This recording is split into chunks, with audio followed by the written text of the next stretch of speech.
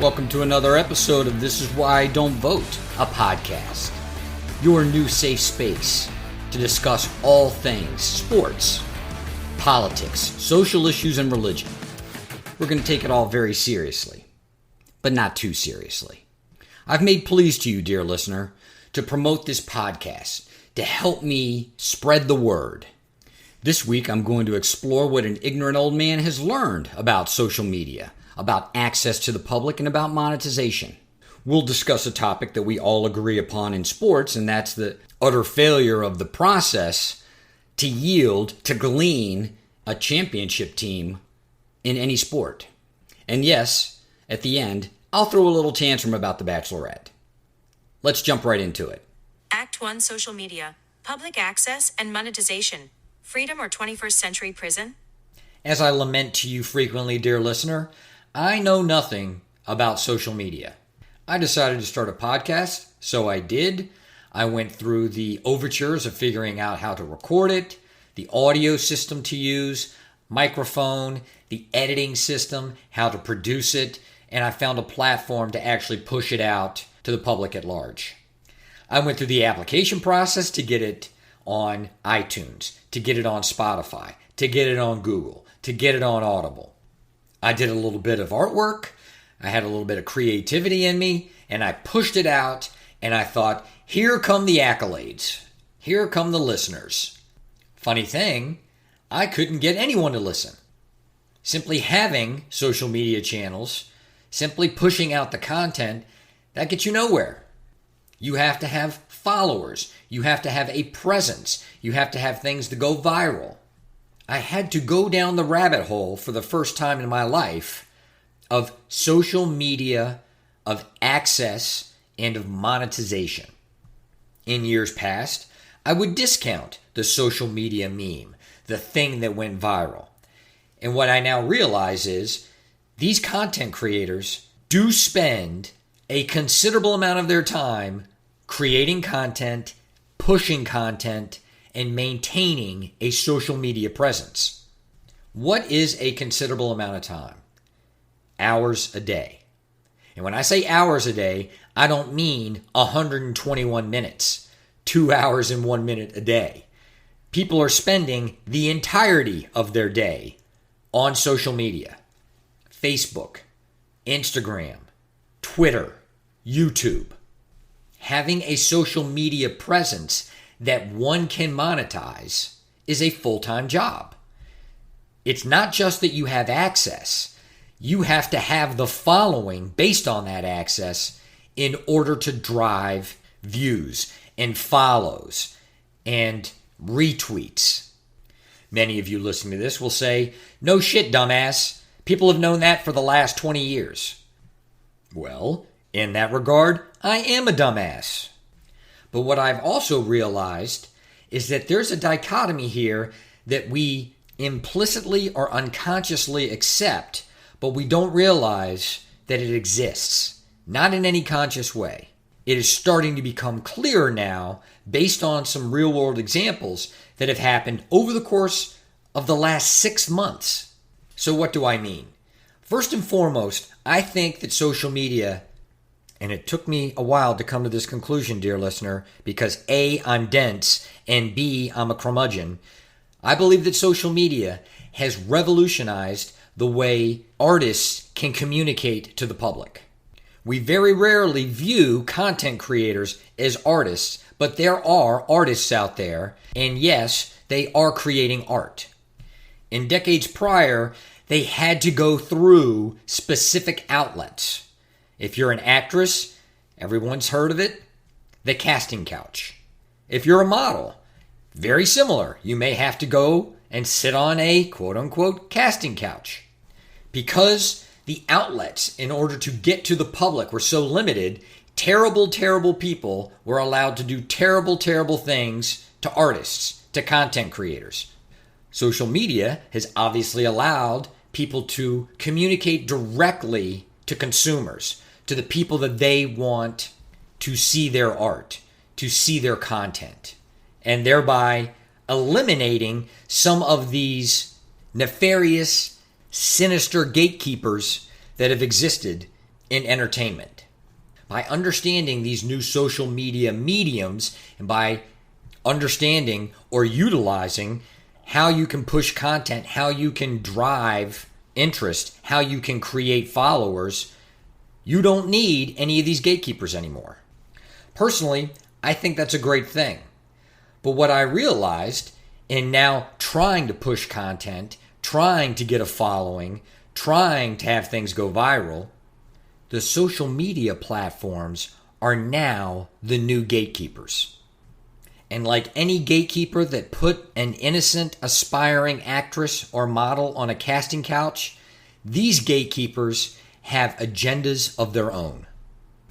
One of the channels I watch is on YouTube, and it's by a man named Paul Harrell. Harrell. To the unfamiliar, Paul Harrell has, for all intents and purposes, a gun channel. Yes, he has all sorts of different content specific to camping, content specific to the outdoors. There's even a little humor thrown in. But the channel is interesting because of guns, and specifically the fact that this is one of the few channels that you can see on YouTube where guns, bullets, and the effect of those bullets is plainly and frankly discussed.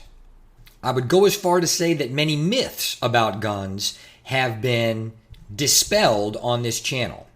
What are those myths specifically?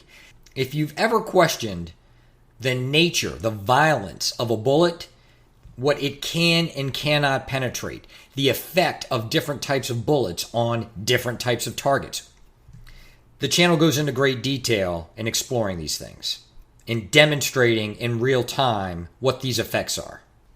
To the 8 to 12 people that are actually listening to this, I highly recommend the channel. It is as much interesting as it is educational.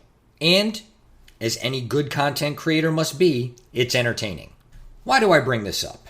Well, within the past, couple of weeks, Harold created a video specific to the subject of monetization and the fact that YouTube is now deprioritizing channels specific to guns in its algorithm. Harold, over the course of the months and the years that he has had his channel, has always stated unequivocally, I don't have sponsors. I don't take sponsorship money. Basically, if he's reviewing a gun, if he's reviewing a bullet, if he's reviewing its performance, he does not want to have sponsorships taint the results. But this has left him very vulnerable.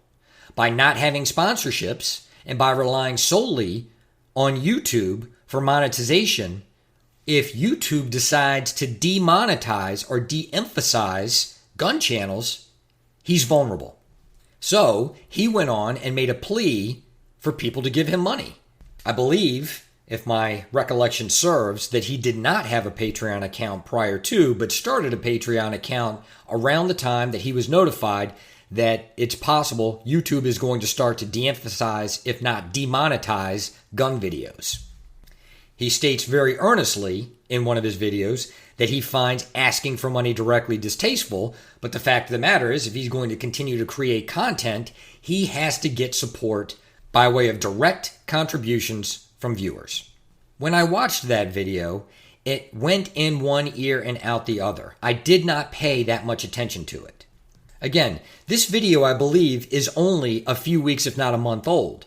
I, in the middle of my content creation, of my production, of my attempts to get this podcast circulated to increase the number of listeners, it just didn't dawn on me that I am making an appeal through a medium that can yank unilaterally my access to potential listeners at a moment's notice.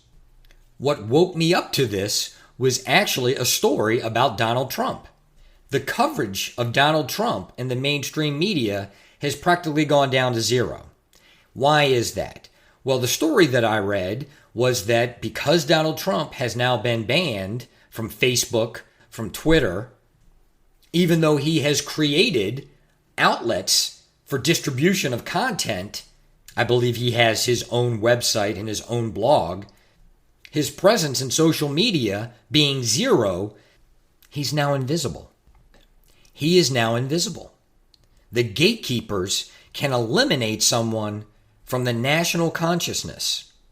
When I was researching examples of this, it struck me I have heard about this in the past. The biggest example being, I'm a history dork. I admit it. I like to watch history documentaries. I like to watch videos about history. I do so on many mediums, the primary one being YouTube. There was, about the time of the demonstration in Charlottesville, a ban on Nazi imagery on YouTube. I can remember a number of channels that I subscribed to with only a few videos left on their channel after this algorithm went through and erased Nazi Germany iconography. In an attempt to sanitize the platform, the history, the lessons learned were eliminated from a social media platform, that being YouTube. Beyond that, and more specific to this segment, all of those content creators were demonetized or had some of their most popular videos demonetized.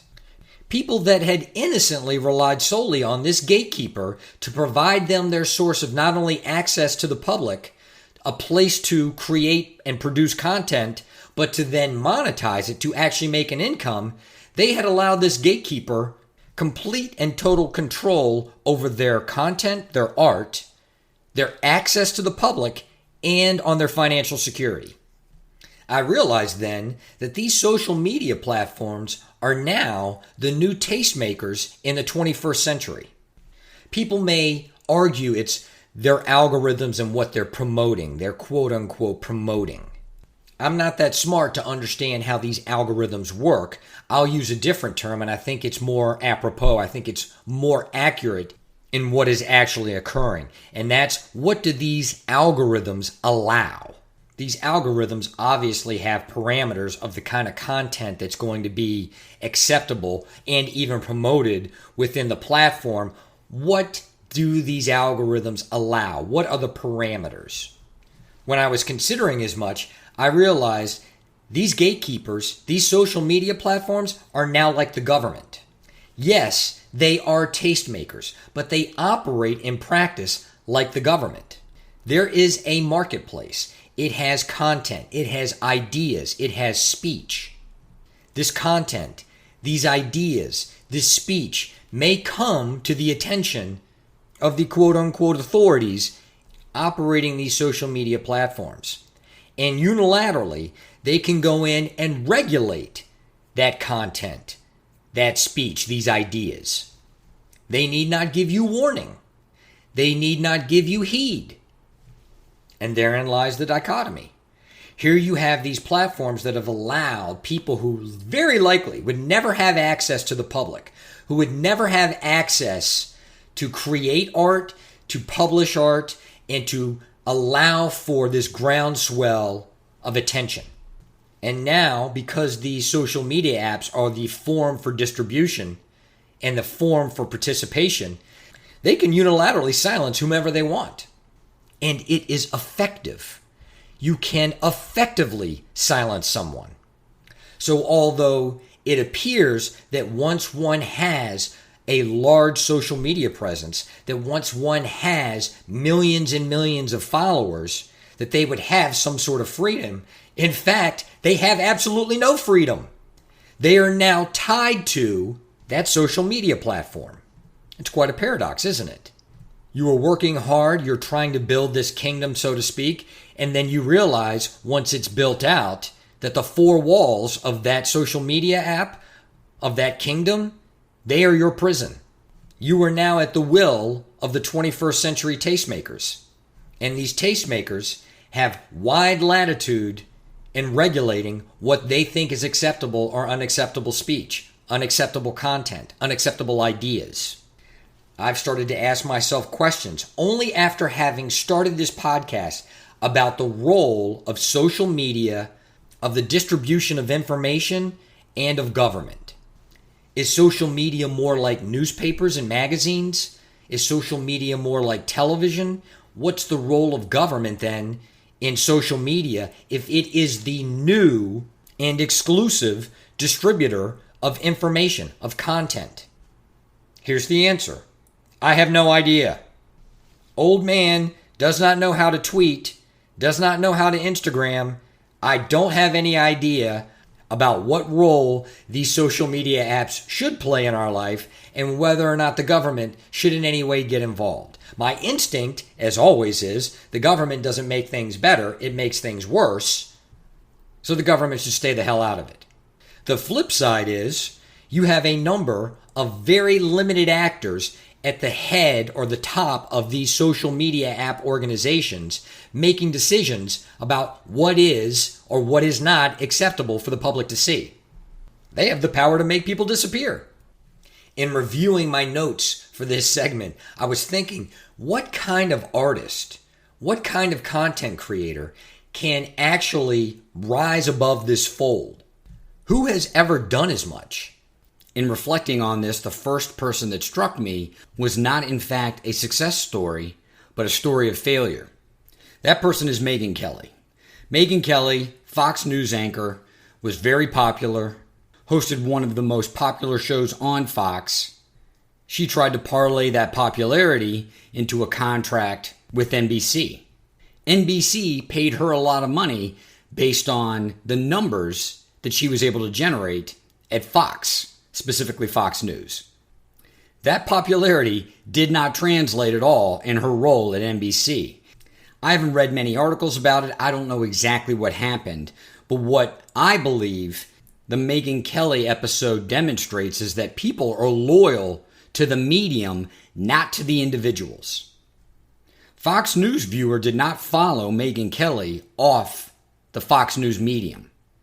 Maybe some did, but certainly not enough, as the numbers demonstrated, and certainly not enough to warrant the kind of contract that NBC had awarded Kelly. I think about these Instagram content creators. I think about these people on Twitter, these content creators on Facebook. You have 2 million followers. You have 500,000 views on a post. Can you monetize that content outside of Instagram, outside of Facebook?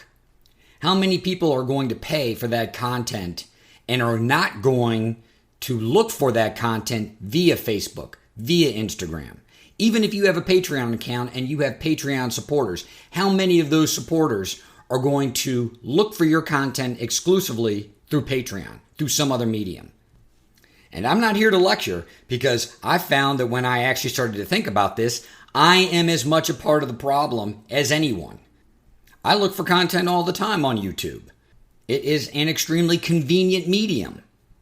I subscribe to channels where the content creators ask for money all the time.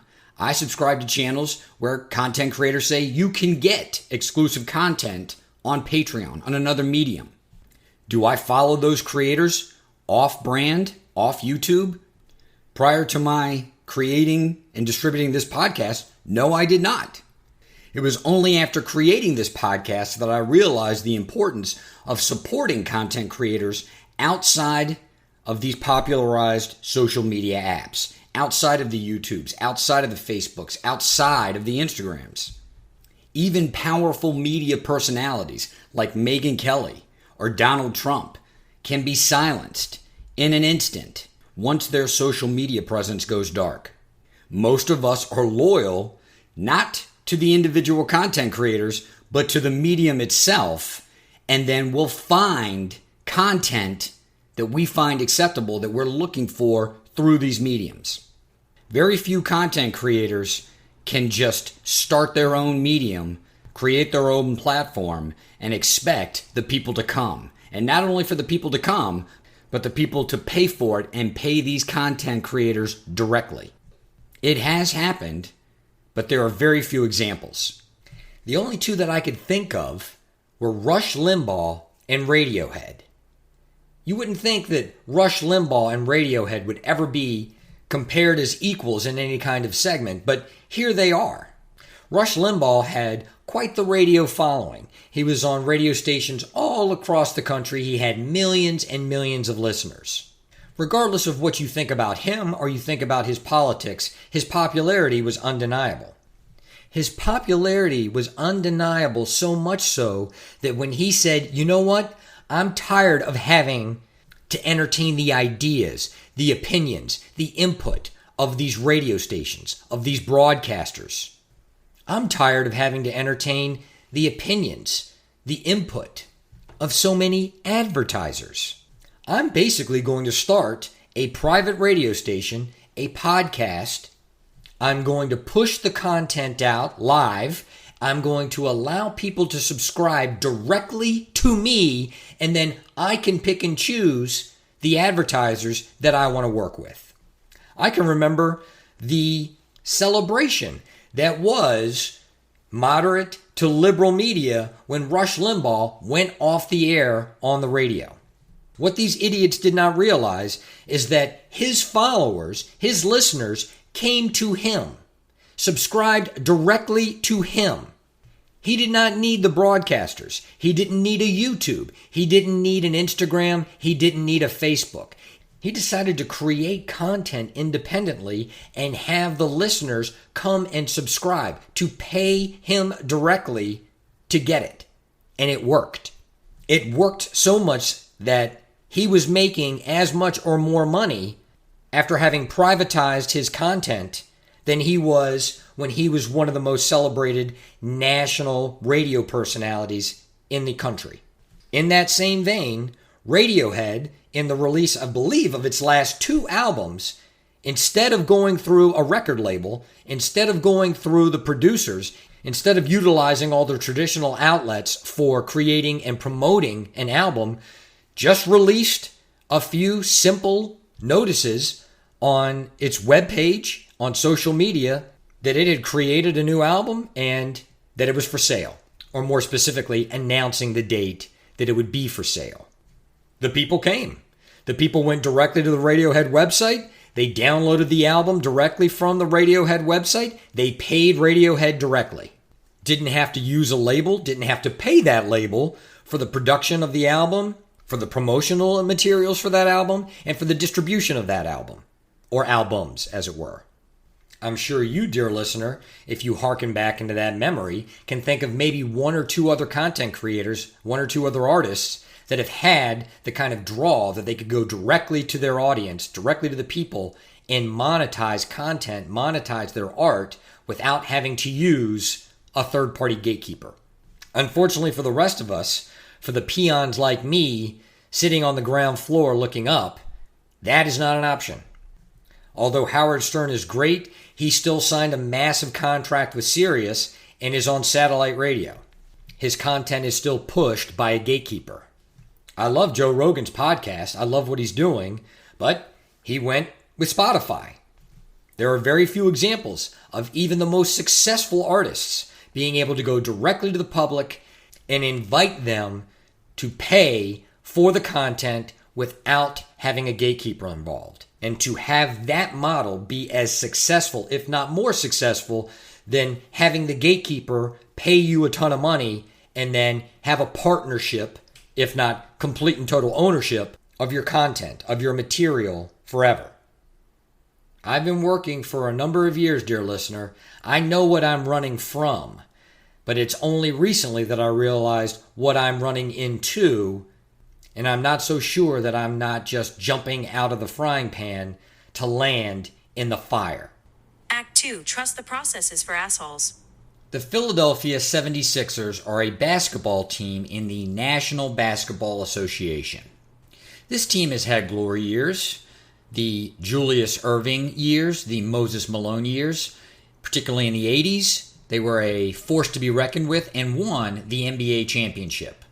Like many sports franchises that were once great, they've gone through a series of owners, of general managers, of coaches, and have not been nearly as competitive as many of the fans would have liked to have seen based on all of this turnover, based on all of these changes. One of the interesting evolutions in sports is the adoption of what the dorks call advanced metrics. That is Silicon Valley talk for the use of a number of different types of statistics, of different types of algorithms, crunching a bunch of data to try to assess better players, coaches, different styles of offense, different styles of defense in any particular sport. For those that are not huge sports fans, There are a number of examples of this in athletics. First and foremost, the Oakland A's employed it so much so that there was a movie made about it called Moneyball, but whereby Billy Beane, the general manager for that baseball team, used a number of advanced metrics, advanced statistics, to evaluate players, particularly those types of players that they were drafting, or particularly those types of players that they were trading for when they were very young, when they were still in farm systems for other baseball teams. This made the Oakland A's a team with a very small budget, competitive year in and year out. From an ownership standpoint, that is very attractive. Spend less money, field competitive team. What's interesting about the Oakland A's is they never won a championship. They didn't win the World Series. What's interesting about the Oakland A's is they didn't win the American League to advance to the World Series. What's interesting about the Oakland A's is they didn't win playoff series when they made the playoffs. What's interesting about the Oakland A's is for all of this Silicon Valley double talk bullshit, that team, with all of their advanced metrics and all of the hype surrounding what they were doing that was so unconventional, they didn't win anything. They truly did embody the Silicon Valley attitude. Any success in the use of advanced metrics of the process is in and of itself a victory. Ownership was happy. Ownership was spending very little money on a baseball team that was often very competitive, that was drawing fans in, particularly late into the season. Who cares if the team didn't advance in any meaningful way in the playoffs? This attitude spread in sports, dear listener, like a virus. And acolyte after acolyte was hired by different team in different sport. Bring to us the advanced metrics. Go out there and find the diamonds in the rough. Make us more competitive. Identify the next generation superstars. With blindingly complex metrics and with stupid ass acronyms that only a bunch of AI dorks and Silicon Valley programmers could embrace. Here come the new crop of GMs. Here come the new crop of coaches. Any team that enjoyed any measure of success, there was always a backstory about the use of metrics. A great example of this was Theo Epstein, general manager of the Boston Red Sox and later the Chicago Cubs, and the teams that he was able to put together that ended up winning championships. Oh, the creamy articles, gushing, flowing all over the reader's face. We use those advanced metrics. We couldn't get by a day that ends in Y without our metrics. The tone of these stories were such that it was often overlooked that these teams were spending $180, $200, $225 million on player salaries. Metrics, you say? Let me give you a little analogy about metrics in light of spending $225 million on player salaries. I have a master's degree. I achieved a master's degree from a university. That master's degree and $2.25 will buy me a cup of coffee at Starbucks. If I walk into that Starbucks and talk to the barista as they're making me this cup of coffee about how long I spent achieving that master's degree and how much information went into my thesis and all of the things that I did to accomplish as much, is that barista going to give me a discount on that cup of coffee? It's $2.25. All the talk about that master's degree, it isn't worth any more than the paper it's printed on. I give the barista $2.25, I get a cup of coffee.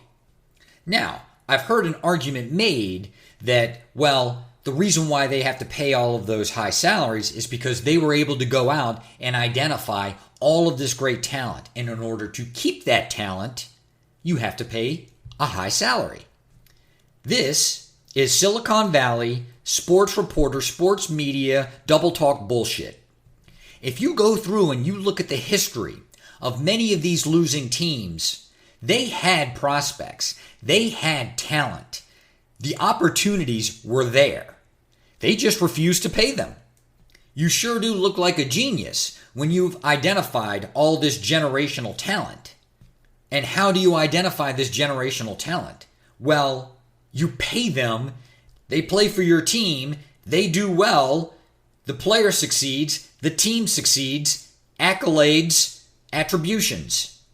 Many of these bad teams had those players, they traded them away because they had bad ownership, they had bad management, they had bad coaches, and that talent wasn't going to go anywhere with all of that negativity. The money matters. Obtaining proven assets also matters. Many of these creamy metrics discount the fact that a number of these very successful teams, although they do have homegrown talent, have mercenaries, have free agents that these teams brought in. They have proven commodities. Do these advanced metrics matter? I'm positive they do. I'm positive that they play a role in the construction of any type of successful team in any sport. Will I fall to my knees and pray to the altar of these Silicon Valley gods? Hell no.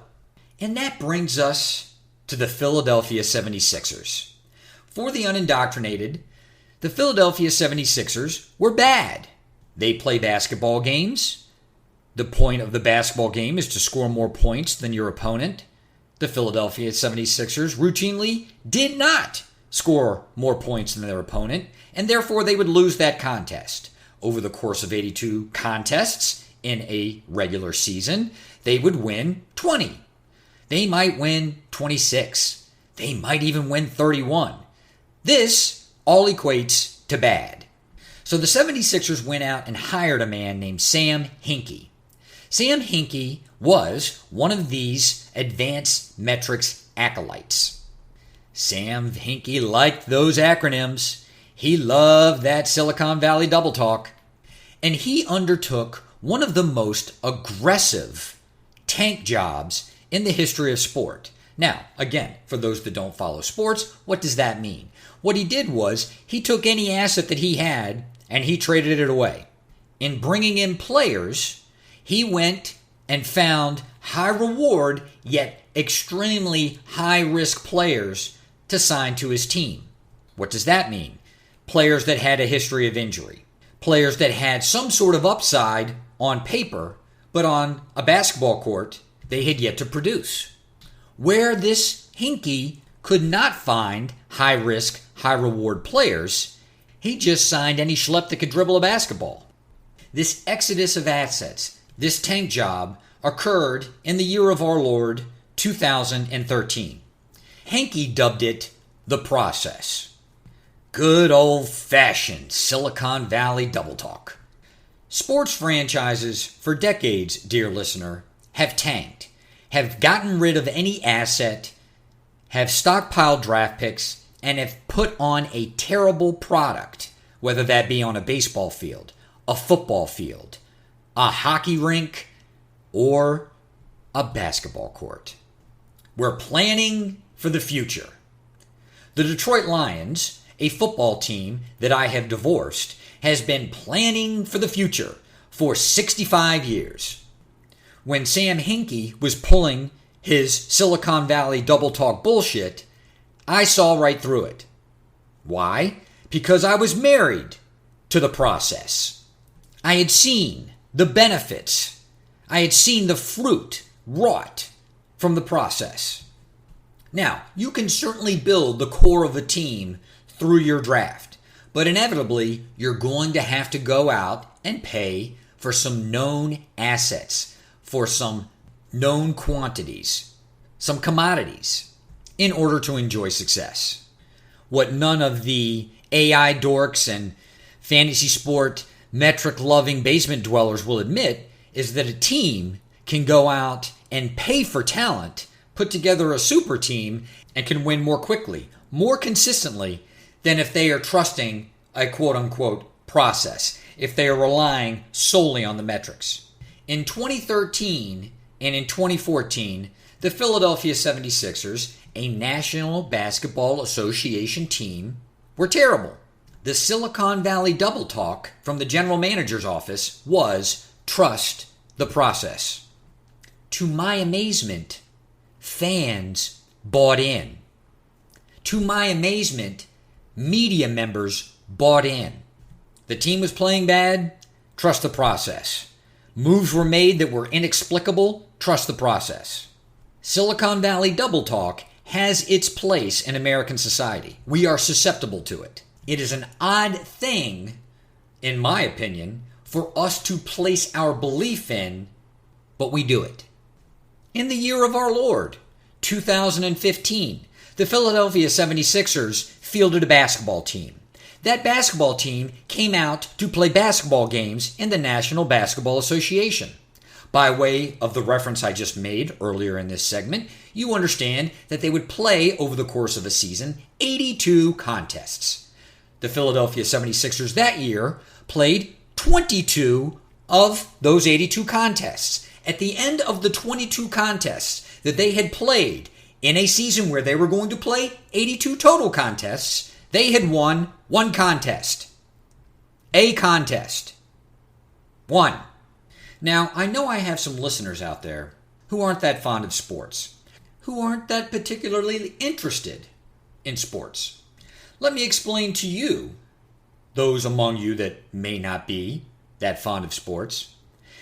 Playing 22 contests and having only won one contest out of those 22 contests is bad. And all those stat geeks, algorithm dorks, advanced metric basement dwellers, they came out of the woodwork. Trust the process. Trust the process. If you were a season ticket holder for the Philadelphia 76ers in the year of our Lord, 2015, and this team looked you in the face and opened with trust the process, and then you watch that team go out and win one basketball game out of 22, how would you feel about the money that you've spent on that product? Trust the process is for assholes. And I don't trust the process unless that process comes with a refund. If you really want me to buy into trust the process, and that's the type of product that you're going to put out, you don't need to speak boldly, you need to act boldly. And if I come to you and I say, wow, I just watched this basketball team after paying you $10,000 for season tickets, win one contest out of 22, I want a refund. You think they stood behind trust the process then? Needless to say, as the fans revolted, and which fans? The only ones that count, the ones that actually pay money. As those fans revolted, everyone got fired. And that everyone included our boy Sam Hinkie. Sam took and to be plain about it, some pretty simplistic Silicon Valley double talk and turned it into a cover for one of the oldest tricks in sports, tanking in order to rebuild for the future. Look at your calendar, dear listener. The future is now. The Philadelphia 76ers have for the last 3 or 4 basketball seasons underachieved. This is a highly talented basketball team. When you look at paper, you see stats, you say, good basketball players, good basketball team. You know what, on paper, good stats, good basketball players, good basketball team doesn't do? They don't win. Now, if you come to me and you say, look, there's a process whereby we're going to be able to put a lot of talent on a basketball team, on a baseball team, on a football team. And by doing so, we have successfully engaged in the process. Okay. I mean, if as a consumer you're willing to buy that, mission accomplished. All that proves to me is that you're a shitty consumer. You're an asshole who will buy anything. The lesson is the same whether it's consumer products or services or sports, what have you. If you have someone pissing down your back and you look up at them and you ask what's going on and they tell you it's raining, you have no one to blame but yourself for walking around with piss all over you all the time. As it stands currently, the 76ers are in the playoffs. They are playing the Atlanta Hawks and they're going to a Game 7 after having thrown away 2 of the games where they were clearly the better team and they should have won. Maybe in light of the fact that karma and justice are real. The 76ers will now go on a tear and will win the NBA championship, just to spite me for having put this segment out when I did, but I stand by it. In the time that the 76ers have engaged in quote-unquote the process, numerous teams have built and deconstructed championship winners. In order to build a championship team, you can certainly build it out entirely through the draft. But who does that? Why make things so hard? You can buy known quantities. You can get players that you know are talented and that can perform under pressure to complement whatever team you've built out through a draft. Think about this. It's been 7 years since the 76ers, quote-unquote, engaged in the process. They have no championships to show for it. And specific to that bag of magic beans that we were sold, all they did was come up with a name for something that already existed, and everyone, curiously, bought into it. Sam Hinkie came out with this round, spherical shape, and he rolled it. And he said, I've got this grand idea on how I'm going to rebuild this franchise and revolutionize sport. I call it the wheel. I looked at it immediately and said, we've got the wheel, you asshole. You're not reinventing the wheel. You're just slapping a new name tag on something that's gone on in sport for 60, 70 years. And there are far fewer success stories than there are stories of perpetual failure engaging in the process. Act 3. I think I've made a huge mistake. Did you ever watch Arrested Development, the television program? If your answer is no, yes, you've made a huge mistake. You have a chance to correct it. I'm here to help. Consult your local Netflix and engage. One of the recurring themes on that show, used to great comedic effect, was when a character made a decision and then immediately realized that that decision was a bad one, would utter the phrase, I think I've made a huge mistake. This is the first thing that popped into my mind after beginning the second episode of The Bachelorette. Periodically, I will witness something, I will see something that truly, and I mean truly, channels, embodies the mission statement of this very podcast. This is why I don't vote. Dear listener, The Bachelorette is one of those things. Watching this show, I don't fear for the future of democracy. I wonder, I'm challenged in my resolve that the human animal can self-govern. This program is so juvenile, is so sophomoric. It is literally fast food for your brain. Let me throw out another popular cultural reference. Have you ever seen the movie Super Size Me? Whereby the protagonist, who's also the director of the film, he eats McDonald's exclusively 3 times a day. Every meal being McDonald's.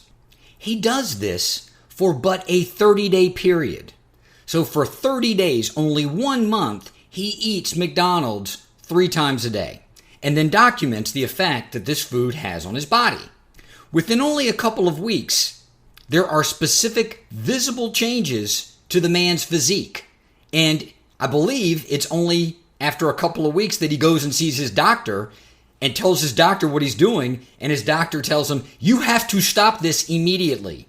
Even for a limited period of time, even over 30 days, the effect that this is having on you, it's so detrimental that it could affect your lifespan. It could affect your quality of life for the rest of your life.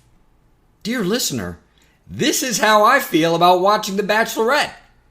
I'm only in 2 episodes, and I'm thinking to myself, did I just lose all the knowledge that I gleaned in law school, in getting a master's, in getting a graduate degree? Did I just lose all the knowledge that I gleaned in getting an undergraduate degree, and even graduating from high school? I hear over and over again, well, this is a fun distraction. It's a guilty pleasure. Given the way this affects your brain, it's akin to nothing more than just doing nitrous, to doing whippets. You're getting a fleeting, temporary high, and all that high is really is you killing your own brain cells. That is my drawn out, tantrum throwing way of saying, I'm not sure I'm going to be able to make it through this entire season of The Bachelorette.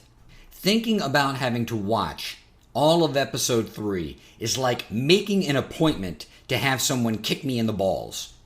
Every minute that ticks away towards having to attend that appointment is another moment of dread.